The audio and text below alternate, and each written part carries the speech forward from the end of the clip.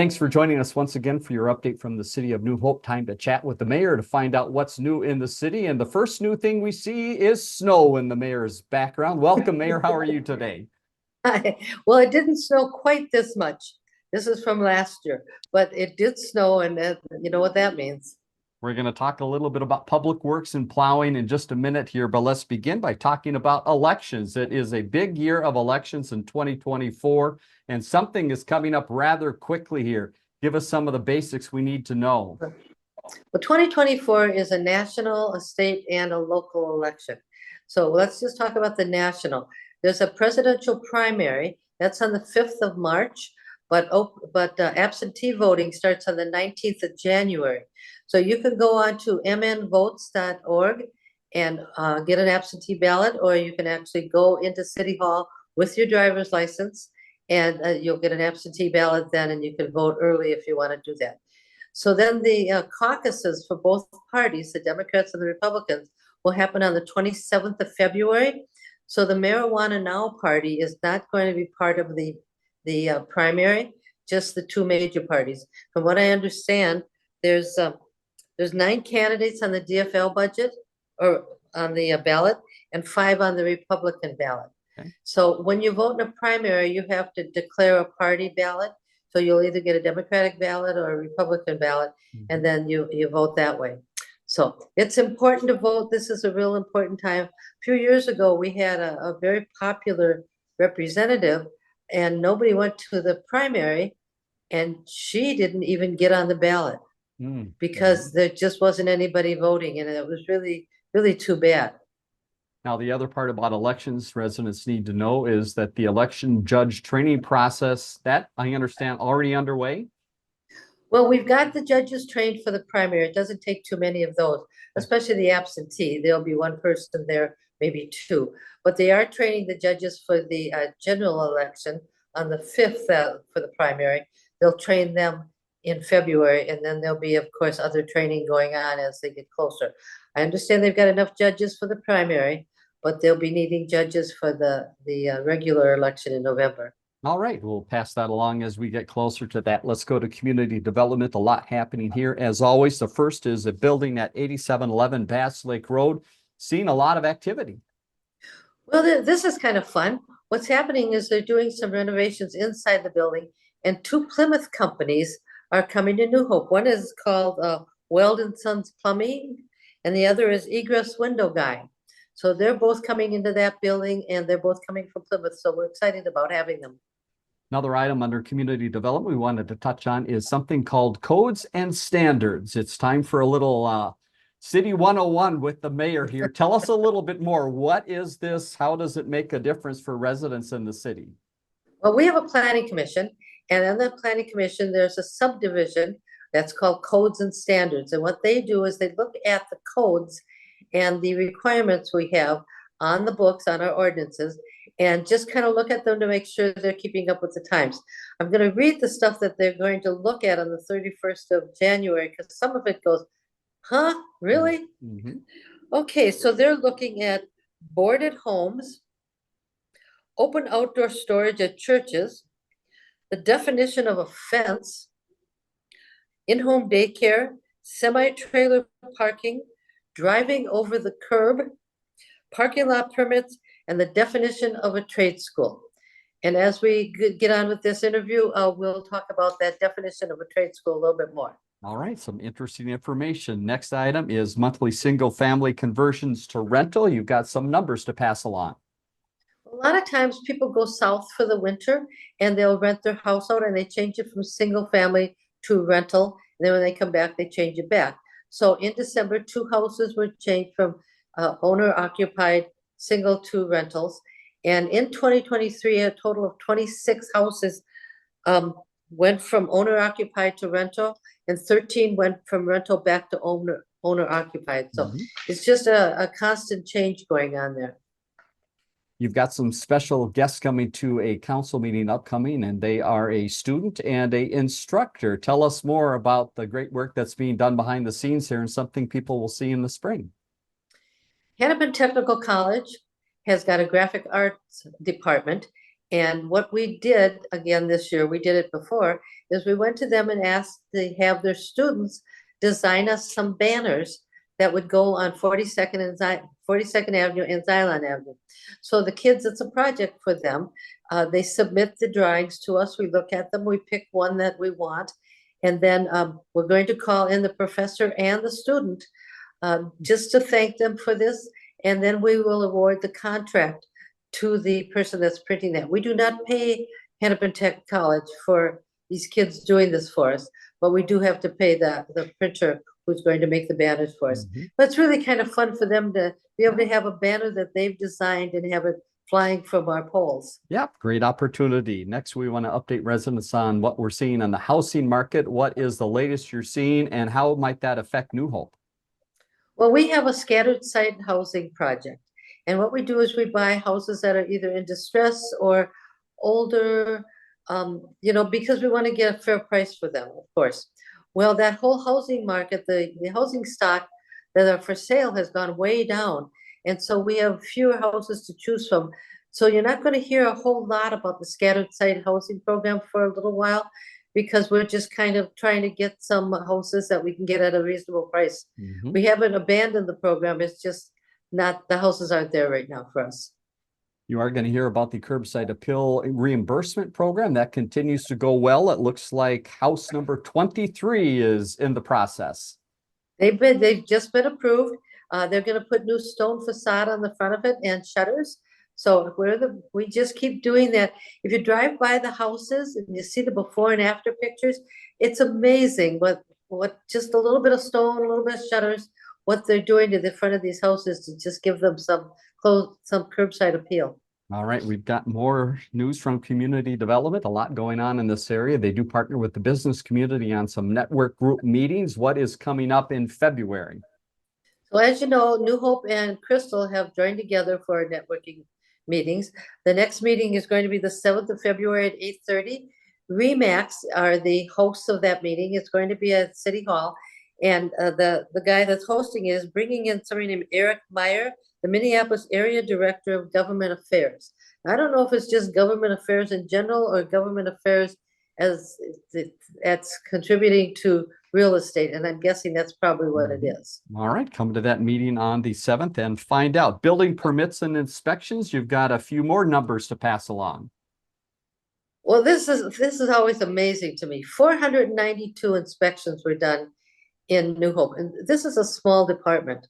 So that's mostly code enforcement and building inspections, but still that's a lot of inspections to do in a 30-day period, especially with the Christmas holiday in there. Yes, that is a busy group. These guys are busy every single day. And they are busy with the building at 5440 Highway 169. We've talked about this a little bit in the past. Remind us what that building is and what is going on here. Well, what happened there is District 31, the school district, had a trade school in there with high school kids. Well, that doesn't fit into our definition of trade school. Our definition of trade school currently says a post-secondary. And so we had to tell them they weren't allowed in that building as a school. But they are doing some renovation inside that building for their storage and so for some office space that they needed. But there are no classes going on in that building. And because we had this come before us, we're now having codes and standards to look at this and make sure that we have the right definition for a trade school.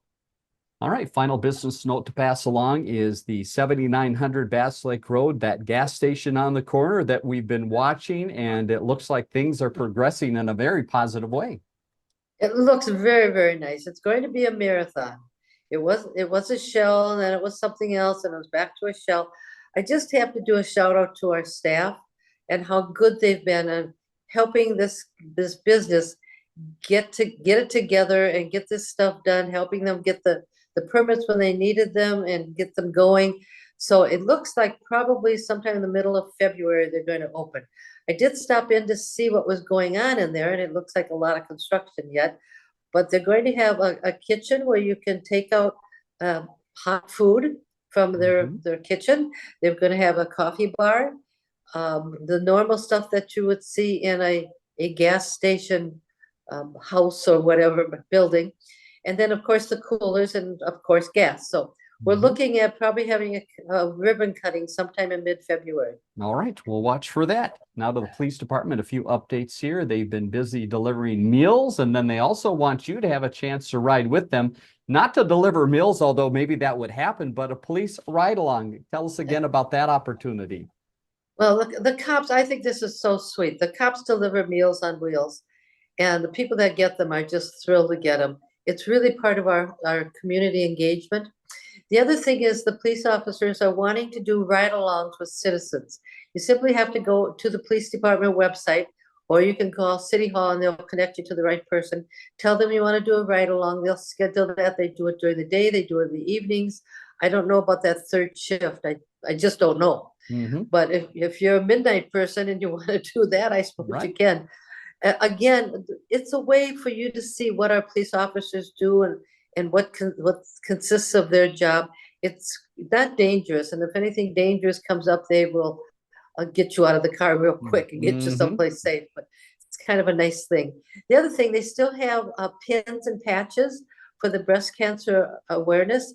That goes to breast cancer research. The pins and patches are $10. The patches are nice on a jacket. I have a pin on my jacket, but you can't see it because there's all that other stuff going on there. But they're really kind of nice. They're $10 and you can get them at the police station. Let's now hop to Public Works, and here's a department that's having all the fun with the change in the weather here. First of all, they are busy trying to get ice rinks icy. How is that coming? Well, it's got to be below 32, otherwise it's watery. So they were out twice over the weekend, and they were going to go out twice a day for the next few weeks. I did say, so are we going to have ice by Saturday? And they said, don't know, don't know.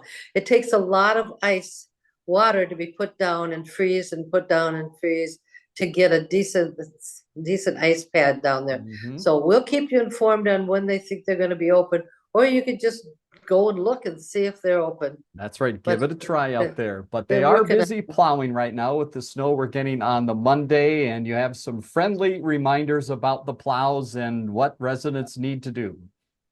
I do. First of all, they went and put some pre-coating down. That helps melt the snow when the weather isn't real cold so that they don't have to plow. So on Monday, they did a little bit of plowing. Of course, it's noisy because there's not a lot of snow. They can't really do anything about that. The other thing I just want to remind people, if there's 2 inches of snow or more, you've got to get that car off the street. So if you think it's going to be 2 inches, I would get it off the street, put it in a driveway, put it somewhere, because if the plows come by, they're going to plow the car in. They don't want to, but that's the only way they can get the street plowed.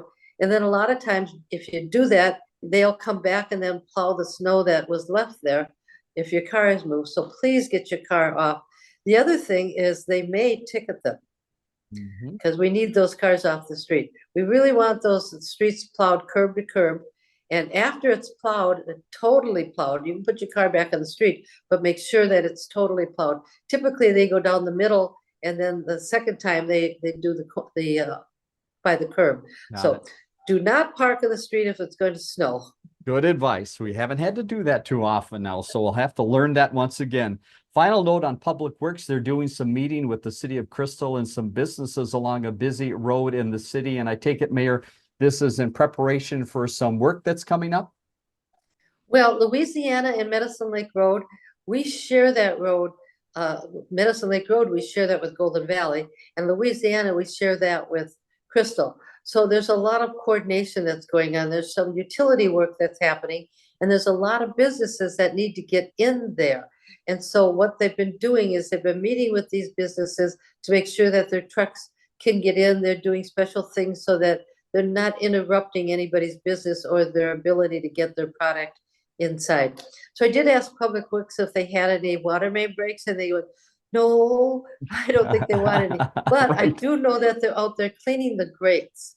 So they're doing whatever they can to help make sure that that water is flowing, the storm water is flowing like it should be flowing. And hopefully we won't have any water main breaks so they don't have to go down in that cold hole. A final note in this area, some improvements going on in the city with the Public Works facilities. We've got a couple phases. Remind us where we are in both of the phases. So when we decided that we needed to do some upgrading to our Public Works Department, we also promised residents that we would not bond for anything for 10 years after we built the city hall and the pool. And so we are not bonding, borrowing, call it whatever you will, but it's Mhm. actually borrowing money. So we are not bonding for this. We have been saving for this project for quite some time. We're doing it in two phases. The first phase is done. So we're going to close out that contract on the 8th of January. There's a couple little minor things that need to be cleaned up, and they'll do that. And now we're starting on that second phase. Interestingly, we sent out the bids for that, and we got back 10 bids, which is really amazing. So Mhm. because of that competitive bidding, we were able to get a price that's about $1 million less than the engineers had told us the project was going to cost. It's the same people that did the first part of the renovation. So Mhm. we have that money saved, and we're not going to have to bond. We'll take the money from somewhere else or from some other financing within the city. Right. So that'll probably start in the spring, and then that'll be the building of the new extension of the building. Okay, we'll keep you up to date as that moves along as well. All right, let's hop to Park and Rec. As you imagine, they are very busy, and they're first busy inside with about every kind of yoga under the sun. Tell us the variety. If you can do yoga in a chair or standing or sitting or standing on your head, they've got it. So those yoga classes all started this week. They're also starting on the gymnastics classes this week and the youth basketball. This was an interesting thing. They're finalizing the programs for spring and summer for the 2024 brochure. So there's hope. I mean, we're like 3 days into winter now. Right. So it's really important that they get that spring and summer brochure done. And another sign of spring and summer is the word softball. So that is being talked about as well. Well, that's a big deal in New Hope, and there's Yeah. a lot of coordination that goes with that. So the first thing we do is we get all the information ready. We send it to the teams that have played before. So we start setting that all up. We also contact people that have rented our fields and see if they want to rent them in 2024 so we can get that scheduled. The scheduling of those outdoor fields is really important and very time consuming, and we start that pretty early in the process. Park and Rec also very busy with the emerald ash borer and the ash trees around the city. Give us a list of some of the things they're doing now and maybe preparing for in the springtime. Well, we have one forester, and his job is to identify the trees that have the emerald ash borer problem. So what he's doing now is going into the commercial areas to identify those trees. Again, those are trees that are on the boulevard, not on private property. He's also answering a bunch of questions from residents on trees that are on private property. I understand that the public works folks are out cutting down the smaller trees that they can. The bigger ones they have to have done professionally. The grinding, I think the grinding of the stumps has stopped, but if they've cut down a tree and the stump is still there, you might want to call the forester and make sure that they didn't miss you. That happens, you just somehow it gets missed off the list and the stump stays there. And so we need to know that it's there so that we can make sure that it's on the list and the person that comes out doing the stump grinding gets out there to do that. So he's busy tagging those trees that need to be tagged. Also, they're doing some trimming of trees, but I think they're pretty much done with that now too. All right, let's move to the golf course, talk a little bit about some of the activity happening inside, but there is a ray of hope for a little outside golf, a little different than the normal. But as far as inside, I drove by one day this weekend and the parking lot was full. And I thought, they can't be golfing. They must be inside. And they were. There were three parties this weekend, one retirement party and two birthday parties. And so it does stay pretty busy over the weekends. It's a nice place to go, holds about, I don't know, 75 people, lots of table space, and you can bring your own food in. But the other thing that's happening on the 27th of January is the winter golf. Right. So if it snows a little bit more, they have to have a little more snow. They kind of plow a path from a makeshift hole, which is just a painted circle, and you hit a tennis ball with your club, which is really funny because it bounces off the sides of the snowball or the snow sides. So that's the 21st. They'll be taking tee times 11 to 2. If you don't know if you're going or not, just show up and they'll fit you in somewhere. It's really fun. It's fun for the whole family. If you don't have clubs for the little ones, we do have clubs that you can just borrow and use, and they'll give you a tennis ball to use, and it's just a fun afternoon. And they usually have a little fire pit and have Nice. s'mores that you can make s'mores, and they sell hot chocolate. A nice way to spend an afternoon at the golf course Yeah, in very fun. January. All right, another way to spend days and nights here in New Hope is at the ice arena. A lot going on there as well. We've got some high school hockey coming up, and again, always opportunity for people to get out and skate. Tell us more about that. So Friday nights, 6 to 8, and Saturdays, I never can get that time right. 6:30 to 8 on Friday nights, and Sundays from 4 to 6 is open skating. The Mhm. boys and the girls, high school teams play there, and there'll be a game on Tuesday.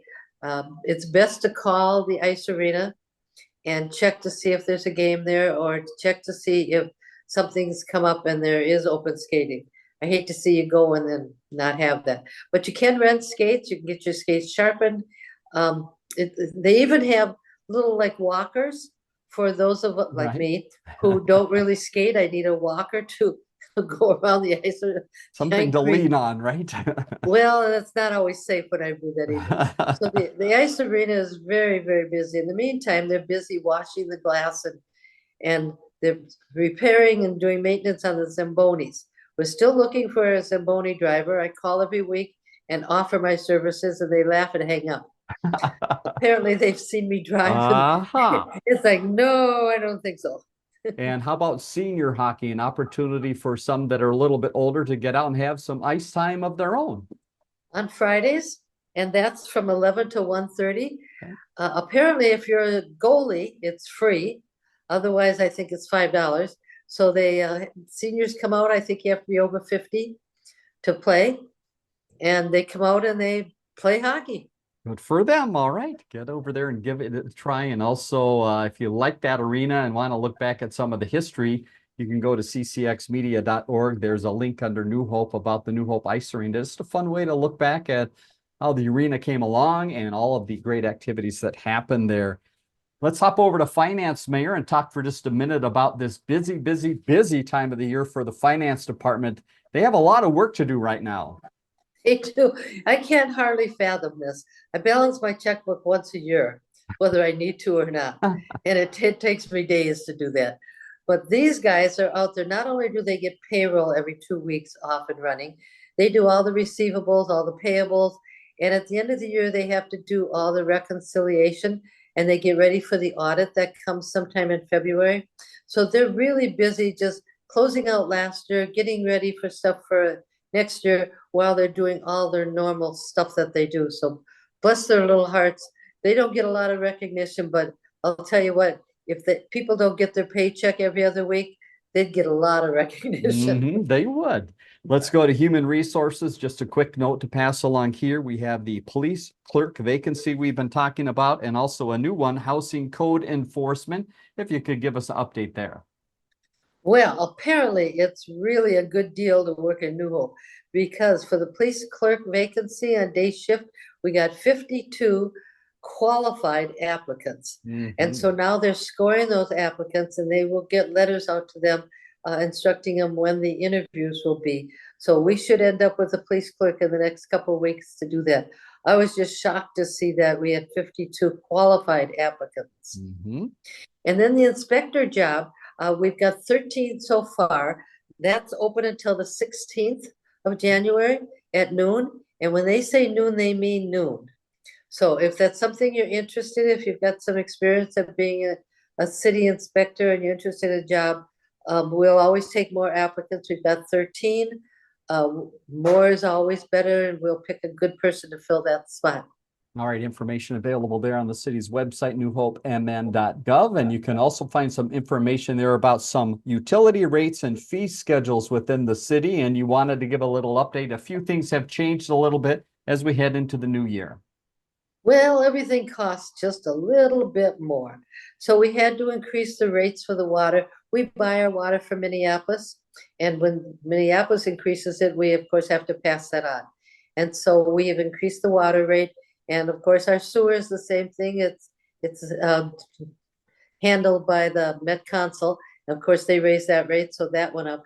So basically, if you're using 5,000 gallons of water a month, which is a typical of a family, your bill will go up about $5.34 a month.